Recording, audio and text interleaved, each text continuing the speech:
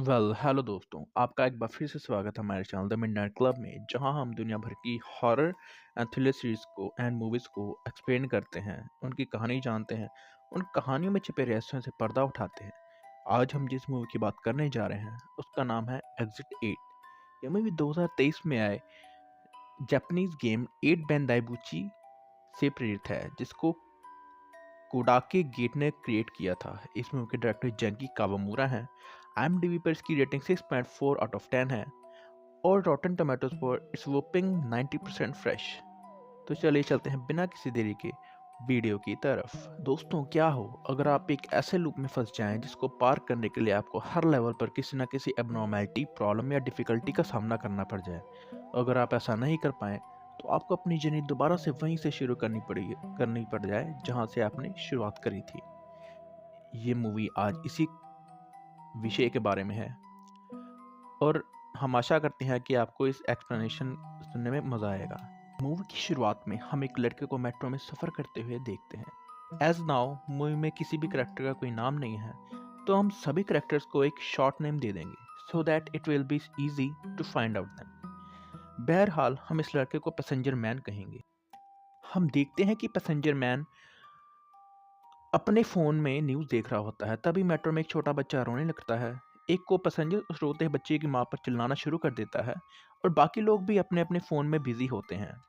Passenger man को somehow उस बच्चे की माँ पर दया आ जाती है, बट वह अभी के लिए कुछ नहीं बोलता और ईयरफोन लगाकर उन दोनों को इग्नोर कर देता है। तभी पैसेंजर मैन को फ़ोन पर किसी लड़के का कॉल आता है, बट ये कॉल पिक नहीं करता। स्टेशन आते ही वह मेट्रो से निकलकर एग्जिट की तरफ भागना शुरू कर देता है। इसी दौरान उसी लड़की की कॉल फिर से आती है। इस बार पैसेंजर मैन चिल्लाते चलते चलते कॉल रिसीव कर लेता है। दोनों की वार्तालाप से हम जान पाते हैं कि ये लड़की पैसेंजर मैन की गर्लफ्रेंड है। वह कहती है कि वह प्रेग्नेंट है और पैसेंजर मैन के पास वापस आना चाहती है, लेकिन only then if he accept the responsibility of a father. ये सुनते ही पैसेंजर मैन घबरा जाता है और इनहेलर प्रयोग करता है। एज ऑडियंस हम जान पाते हैं कि पैसेंजर मैन को समहाउ एस्थमा प्रॉब्लम है। दोनों की वार्तालाप ऐसे ही चलती है कि नेटवर्क इशू के कारण कॉल कट हो जाती है। पैसेंजर मैन अब कॉरिडोर से होते हुए एग्जिट 8 की तरफ बढ़ता है। यहाँ हम एक आदमी को ब्रीफकेस लेते हुए ऑफिस के कपड़ों में ऑपोजिट डायरेक्शन से पैसेंजर मैन की तरफ आता हुआ देखते हैं। इस आदमी को हम वॉकिंग मैन कहेंगे। अब जैसे ही passenger man first corridor cross करता है तो नेक्स्ट कॉरिडोर में सेम वॉकिंग मैन रीअपियर होता है। वह वैसे ही ऑपोजिट डायरेक्शन में चल रहा होता है, उसने वैसे ही कपड़े पहने हुए थे। अब अगर हम ध्यान दें तो कॉरिडोर भी सेम ही था, यानी पैसेंजर मैन किसी तरह फिर से उसी कॉरिडोर में आ गया था।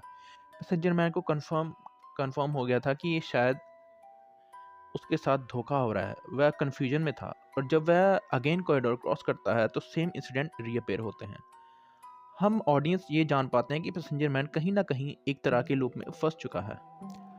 वह बार बार सेम इंसिडेंट को अपने साथ रिपीट होता हुआ देखता है, लेकिन इस बार कॉरिडोर में एंट्री लेने से पहले पैसेंजर मैन का ध्यान सामने के बोर्ड पर पड़ता है जहाँ पर एग्जिट 8 के स्थान पर एग्जिट 0 लिखा था। स्टिल वो कॉरिडोर में एंट्री लेता है और इस बार वह वहां लगे अलार्म डिवाइस को ऑन करने की कोशिश करता है ताकि वह किसी को बुलाकर उसकी हेल्प ले सके, लेकिन ये डिवाइस काम नहीं करता। पैसेंजर मैन कॉरिडोर में लगे 3 डोर्स को खोलने की कोशिश भी करता है, पर वो ऐसा नहीं कर पाता।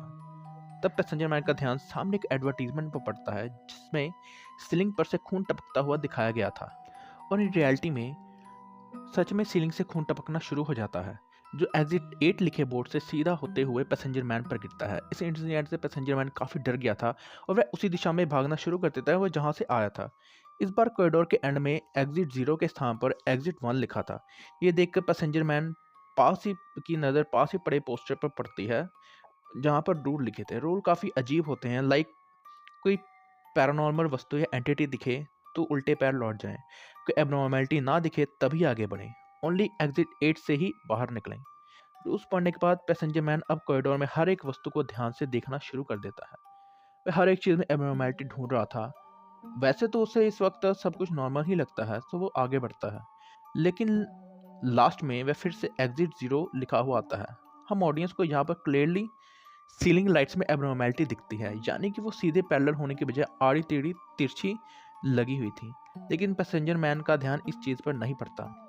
इस बार पैसेंजर मैन कॉरिडोर की एक एक चीज को एनालाइज करने के लिए एक एक चीज़ की पिक्चर अपने फ़ोन में खींचना शुरू कर देता है, लाइक एग्जिट 8 का board, walking man, adventurous advertisement के poster, security camera poster, fire alarm, ventilation safety alarm, cabinets etcetera etcetera. End में एग्जिट 1 लिखा होता है। पैसेंजर मैन थोड़ा रिलैक्स होता है कि चलो लेवल पार हुआ, लेकिन जैसे वह अपने फ़ोन को देखता है सारी फोटोज गायब या ब्लर हो चुकी थी। यहाँ हम एक बात तो क्लियरली नोटिस कर लेते हैं कि ये गेम टेक्नोलॉजी के दम पर नहीं बल्कि अपनी इंटेलिजेंस और इंटेलेक्चुअलिटी के दम पर ही जीता जा सकता है। पैसेंजर मैन दोबारा एबनॉर्मेलिटीज ढूंढने लग पड़ता है। वह वॉकिंग मैन को आते देखता है, लेकिन इस बार वॉकिंग मैन उसके पीछे खड़ा होता है, वो भी एक अजीब सी बड़ी स्माइल लेकर। ये दृश्य काफ़ी ज़्यादा क्रीपी लगता है दोस्तों। Walking man somehow passenger man का पीछा करने लग पड़ता है और इस बार पैसेंजर मैन समझ जाता है कि यही एबनॉर्मेलिटी है। वह तुरंत उल्टी दिशा में भागना शुरू करता है जहाँ से वो एंटर किया था, और कॉरिडोर के एंड में एग्जिट 2 लिखा था। इसका मतलब कि पैसेंजर मैन लेवल 2 में पहुंच चुका था। वह एक बार फिर से प्रतीक्षी नज़रों से एब्नॉर्मेलिटीज़ को ढूंढने लग पड़ता है, बट इस बार उसे कुछ भी अजीब नहीं मिलता। इसलिए वो आगे बढ़ने का प्रयास करता है। तभी एक सेफ्टी कैबिनेट से किसी छोटे बच्चे के रोने की आवाज़ें आना शुरू हो जाती हैं।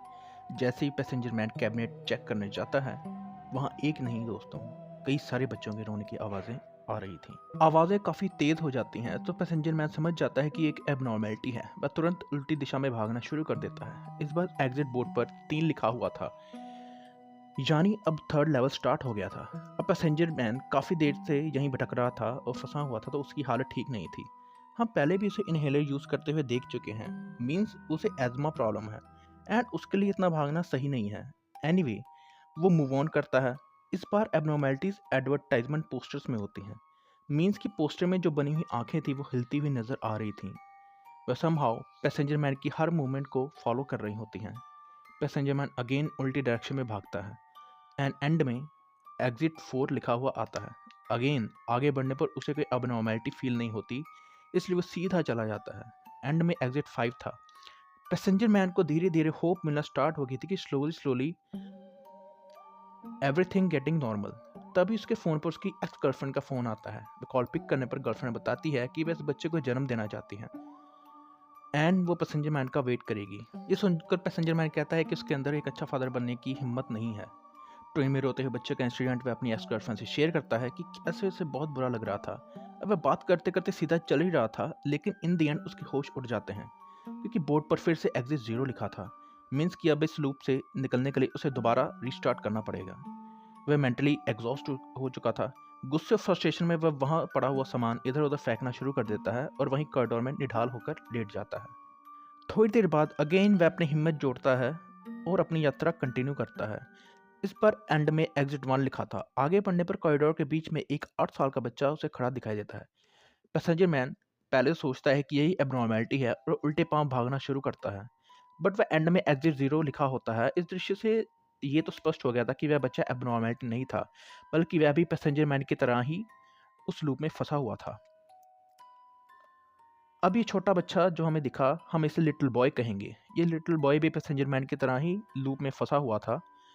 उसके लेफ्ट गाल में चोट का निशान भी हम देख पाते हैं, जिसे हम आगे एक्सप्लेन करेंगे।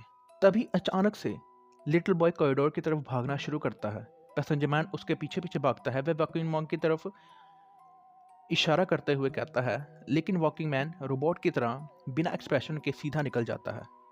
नाउ नेक्स्ट सीन में हम बॉय और वॉकिंग मैन की स्टोरी इसी लूप के अंदर दिखाई जाती है। यहाँ हम जान पाते हैं कि ये दोनों भी इसी लूप में काफ़ी टाइम से फंसे हुए थे। हम वॉकिंग मैन और लिटिल बॉय को एक साथ कॉरिडोर में एबनॉर्मेलिटीज ढूंढते हुए पाते हैं। ये corridor same as it is passenger man के कॉरिडोर जैसा ही था, लाइक ये सेम ही जगह थी, सब कुछ वही था। लेकिन इस बार वॉकिंग मैन की जगह पर एक हाई स्कूल गर्ल थी, जिसे हम समहाउ मॉन्स्टर गर्ल कहकर संबोधित करेंगे। अब हमने इसे मॉन्स्टर गर्ल नाम क्यों दिया, ये आपको थोड़ी देर में पता चल जाएगा। वह भी सेम वॉकिंग मैन की तरह कॉरिडोर में वॉक करते हुए निकल जाती है। इन्हें देन एग्जिट 5 तक कोई एब्नॉर्मेलिटी नहीं दिखती, तो ये एग्जिट 5 तक तुरंत पहुंच भी जाते हैं। इस कॉरिडोर में जब एब्नॉर्मेलिटीज चेक कर रहे होते हैं तो मॉन्स्टर गर्ल इनसे बात करना शुरू करती है। वह कहती है कि उसे एग्जिट तो नहीं मिल रहा, तो क्या वह उसके साथ वॉक कर सकती है। देन वॉकिंग मैन एग्री कर जाता है, लेकिन थोड़ी देर बाद मॉन्स्टर गर्ल वेट से प्रश्न पूछना शुरू कर देती है, लाइक कि कॉरिडोर ये हेल है, क्या हम यहाँ पनिशमेंट मिलेगी, क्या तुम एवरीडे ऐसे ही ऑफिस जाते हो, बार बार बोर नहीं हो जाते। ऐसी लाइफ तो हेल्थ के समान ही है ना। वह यही बार बार समहाउ क्वेश्चन रिपीट करने लग पड़ती है, कभी नॉर्मल आवाज में, कभी चाइल्ड की आवाज में और कभी मॉन्स्टर यानी भारी आवाज में। तो कभी वह बिल्कुल नॉर्मल आवाज में प्रश्न पूछ रही थी। तो अब सब जान चुके होंगे कि हमने इसे मॉन्स्टर गर्ल नाम क्यों दिया। वॉकीमैन लिटिल बॉय को पकड़कर कॉरिडोर की तरफ भागता है, बट कॉरिडोर के एंड बोर्ड पे लिखा था एग्जिट 6। वॉकीमैन खुश हो गया था कि चलो अब इस लूप से छुटकारा मिल जाएगा और अब इन्हें बस 2 ही कॉरिडोर को क्रॉस करना होगा। अब वो दोनों एबनॉर्मेलिटी ढूंढने आगे बढ़ते ही हैं, लेकिन वॉकीमैन को कोई एबनॉर्मेलिटी नहीं मिलती। इफ वो जब पीछे मुड़कर देखता है तो लिटिल बॉय एक डोर के सामने खड़ा होता है। वॉकीमैन उसे जोर से पकड़कर कॉरिडोर की तरफ भागता है, लेकिन as an audience we can see clearly कि लिटिल बॉय वहां पर क्यों खड़ा था, कि जो डोर का हैंडल था वो समहाउ एबनॉर्मल तरीके से डोर के बीच में लगा था। सो वो एबनॉर्मेलिटी मिस हो जाती है। एंड द एंड बोर्ड पर लिखा था एग्जिट 0।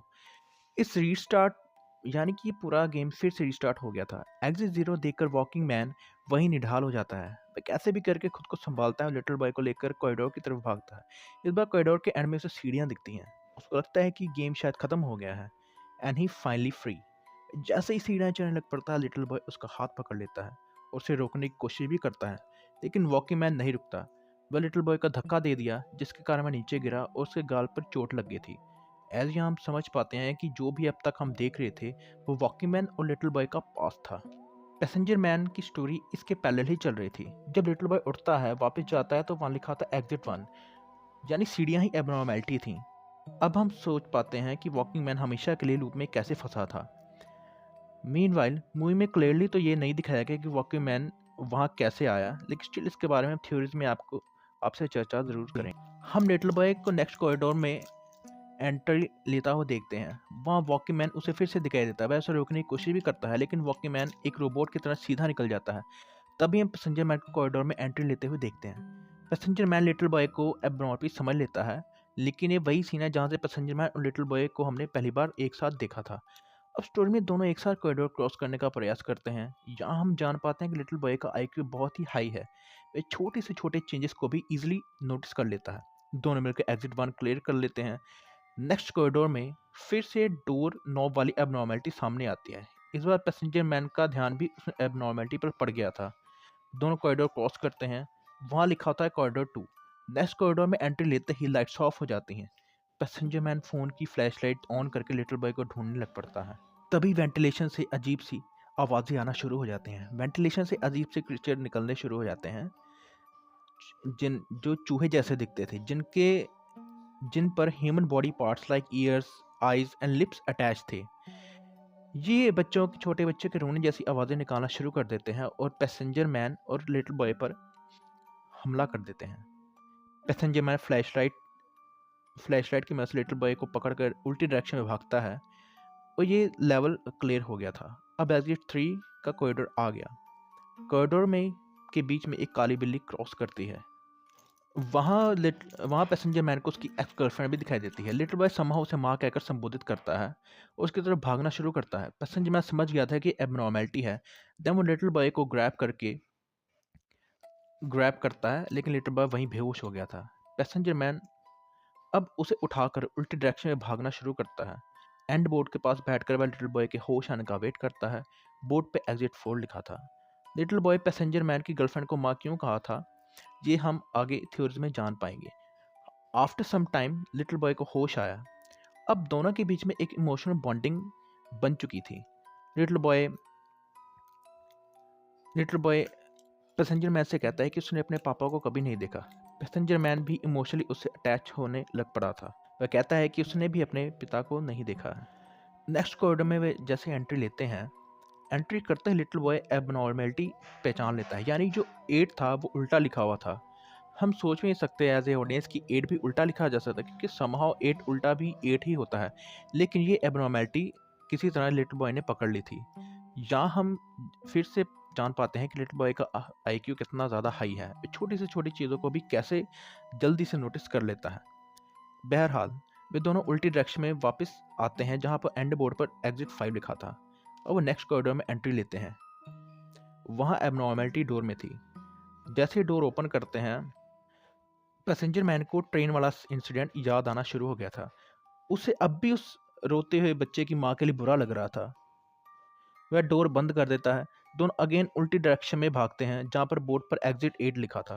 पैसेंजर मैन पूछता है लिटिल बॉय से कि वह बाहर जाकर क्या करेगा। लिटिल बॉय जवाब देता है कि वह डबल चीज़ पिज़्ज़ा खाना चाहता है। वह पॉकेट से एक छोटा सा शीशल निकाल कर पैसेंजर मैन को देता है और कहता है कि तुम्हारे लिए गुड लक चार्म है। समहाउ पैसेंजर मैन इस गिफ्ट को एक्सेप्ट कर कर काफ़ी मोटिवेटेड फील कर रहा है। अचानक से सायरन बजना शुरू हो जाते हैं और देखते ही देखते पूरे कॉरिडोर में फ्लड आ गया था।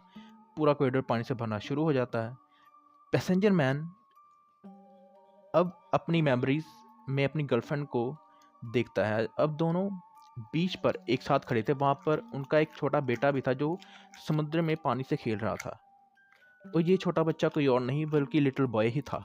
पैसेंजर मैन की गर्लफ्रेंड कहती है कि अगर आप आज तुमने इसे बचाया तो ये कल तुम्हें बचाएगा। लिटिल बॉय एंजॉय कर रहा होता है।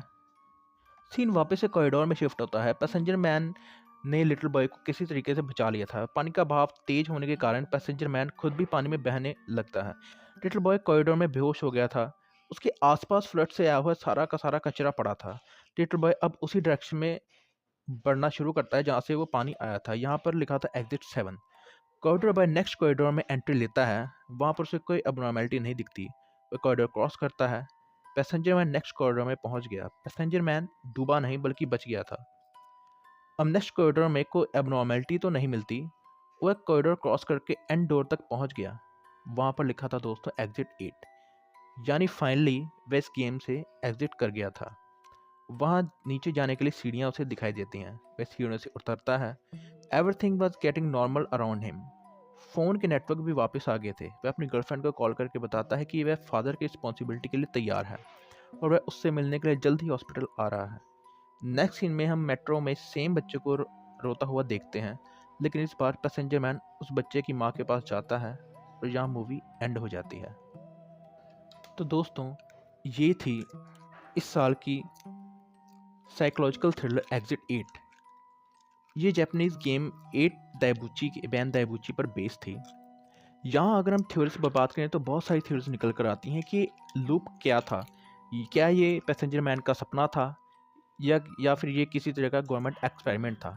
हम एक एक करके इन थ्योरीज पर चर्चा करेंगे। सबसे पहली थ्योरी तो ये आती है कि ये लूप एलियंस द्वारा बनाया गया था, जो ह्यूमन एक्सपेरिमेंटेशन का एक हिस्सा था। वो जानना चाहते थे कि कैसे साइकोलॉजिकल वे पर प्रेशर के अंडर ह्यूमन माइंड कैसे वर्क करता है, तो कैसे हाई प्रेशर के अंडर एबनॉर्मेलिटीज पहचान पाता है। इसका सबसे बड़ा उदाहरण मॉन्स्टर गर्ल के रूप में देखते हैं, क्योंकि देखने में उसके बात करने से वह नॉर्मल तो बिल्कुल नहीं लग रही थी। अगर हम उसे मॉन्स्टर ना माने तो हम उसे एक एलियन या अदर वर्ल्डली क्रीचर तो मान ही सकते हैं, क्योंकि जैसा वो बोल रही थी आवाज़ें और अपने टोन चेंज कर करके, वैसा एक नॉर्मल ह्यूमन के लिए कर पाना लगभग नामुमकिन ही है। अब यहाँ जो दूसरी थ्योरी ये आती है कि वह बच्चा कौन था, क्या वो रियल था भी या नहीं। क्योंकि जब हमने पैसेंजर मैन की मेमोरीज में उस बच्चे को देखा तो वह बच्चा उन दोनों का ही था।